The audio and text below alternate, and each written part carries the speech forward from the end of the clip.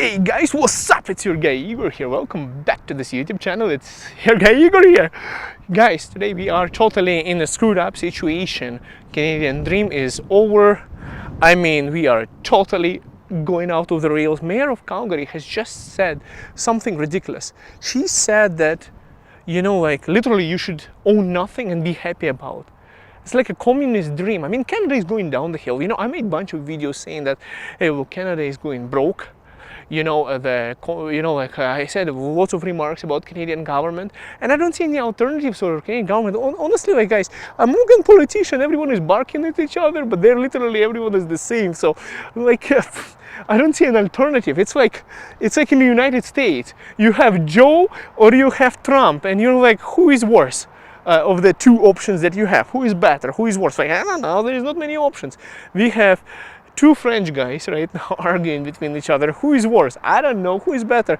Well, it's easier to blame somebody who's in power, but you don't know the guy who comes the next. I'm sure Pierre is going to win, if he's going to be better. So let's see how it goes, guys. Let's see. I don't know. But here's the problem.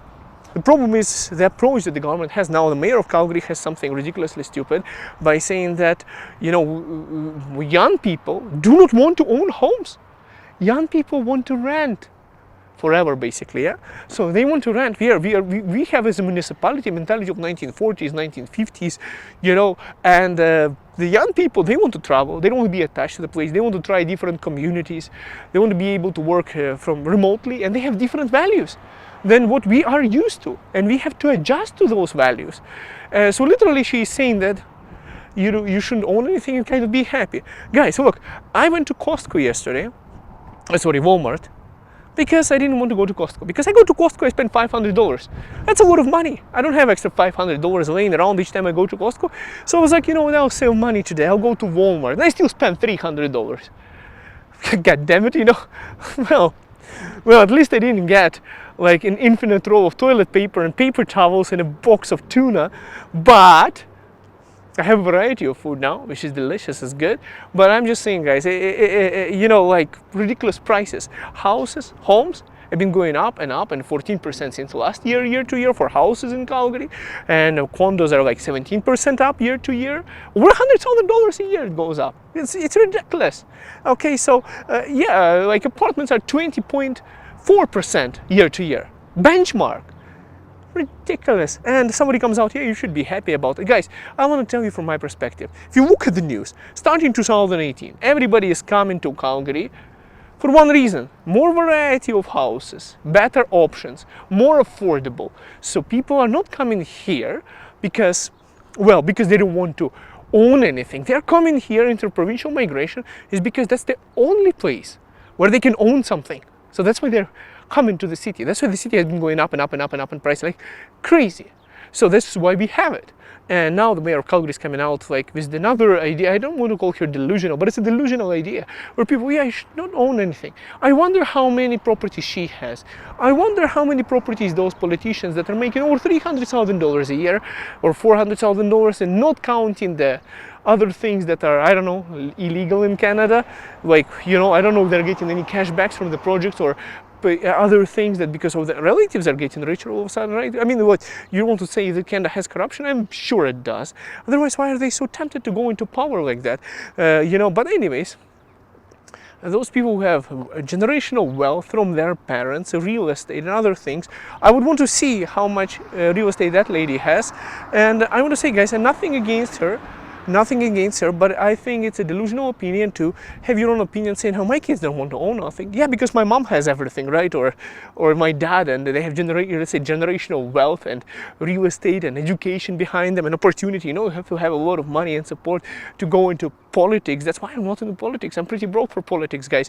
But anyways, I want to say that, yeah, it's easier to judge like that. But in reality, if you're a middle-class Canadian, which is going down the hill, and I mean, like now they're trying to say, hey, if you're a middle-class Canadian, forget about Canadian values, forget about owning home. Guys, I'll tell you why I moved to Canada. I'll tell you what my Canadian value is.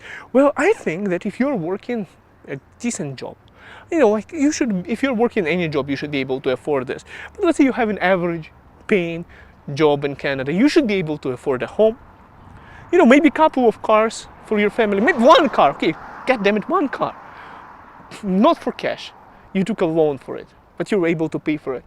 And you put a house down payment and you live in your own home, slowly paying it off. And you're buying groceries on a table. And maybe once a year, you have enough, besides taking your kids to childcare, to school, taking care of your dental and, your health, maybe working out a little bit, and doesn't matter about that part, health, cycling, whatever. Once a year, in December, for 2 weeks, you can go to Mexico or Peru or something, and you don't have to go to a 5-star hotel, but just vacation, see Machu Picchu, take some selfies, come back home, go back to work, enjoy your Tim Hortons in the morning. And I think that's the kind of Canadian dream that I had, and this kind of thing when I came. I didn't come here to say, so that I can rent somebody's basement, let's say. By the way, guys, I have a basement available for rent if you're interested.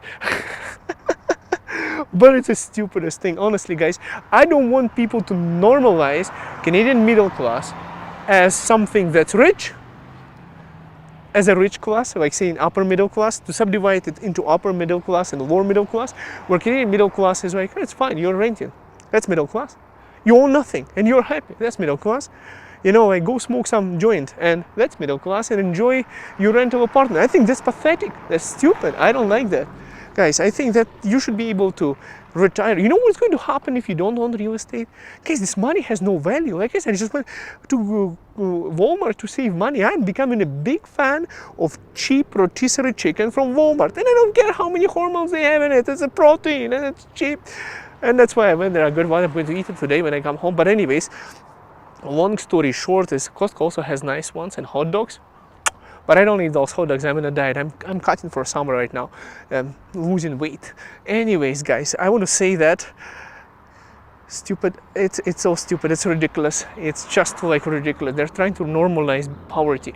So if you don't own real estate, I have helped many people from Vancouver and Toronto who retired in Calgary. They sold their real estate. They're paid off their debts, paid off their lines of credit, credit cards. They paid off everything, because they had a home that was almost paid off, and the remaining mortgage, came to Calgary, purchased a home for cash, and now they're collecting their pension. They're living here in Calgary and their own home without paying mortgage, and they have a comfortable retirement like that because they had real estate in the past. If you don't have any money and the homes went up by, let's say, like 20% condos and 14% and 17% townhouse, I think. How do I remember those numbers? Anyways, maybe because I'm a realtor with experience in Calgary, Alberta. My wife is a mortgage broker, is DLC Realtors Mortgages. By the way, guys, if you need mortgage anywhere in Canada, contact her directly. She'll help you out, and she'll be the person who's going to get you that mortgage. Anyways, guys, yeah, she's licensed in Ontario, and she is, guys, contacts are there.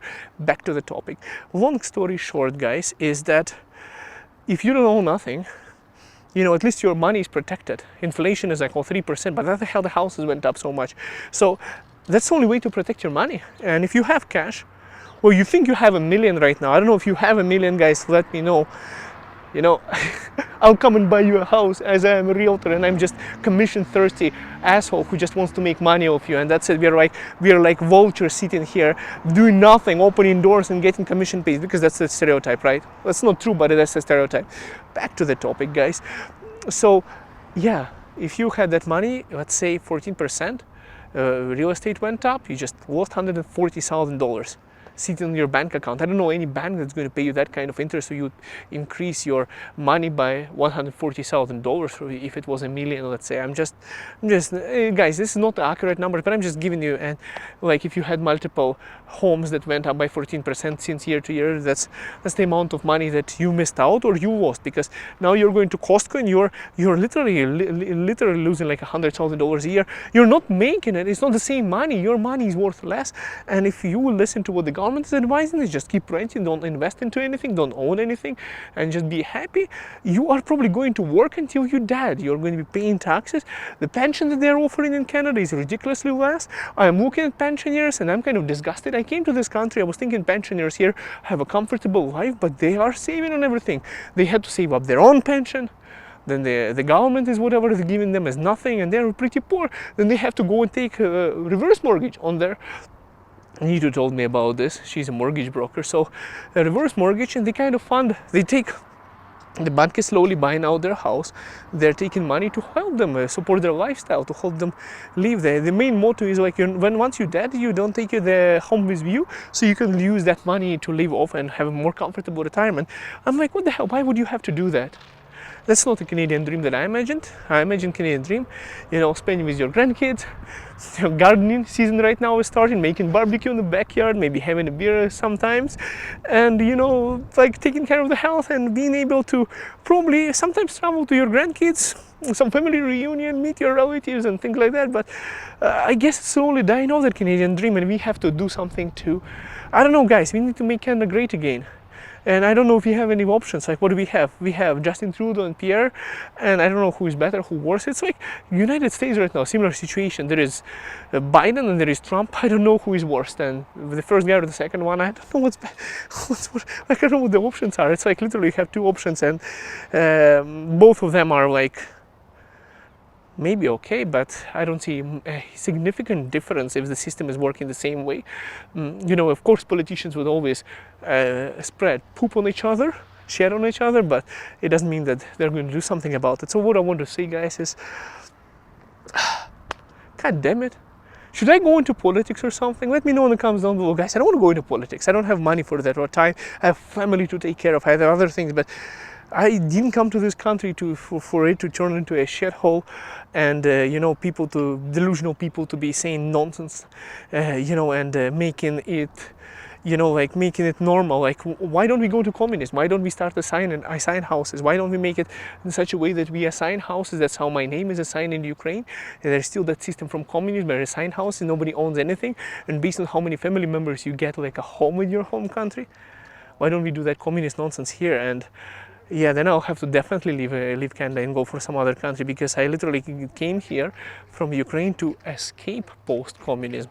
Guys, I'll tell you, I was in a childcare in Ukraine, and because my family was so broke, people asked, because like anything I asked, my parents were like, we don't have money for this, we don't have money for this, we don't have money for this.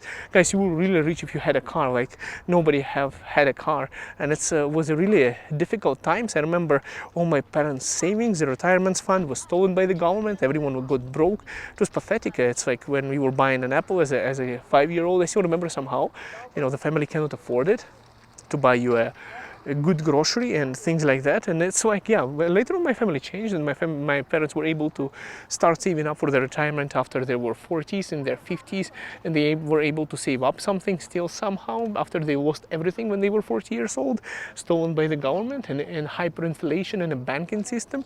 But anyways, long story short, guys, we had assigned housing, and I don't want to see Canada like that. That's not what I came here for. And I don't want to allow that to happen.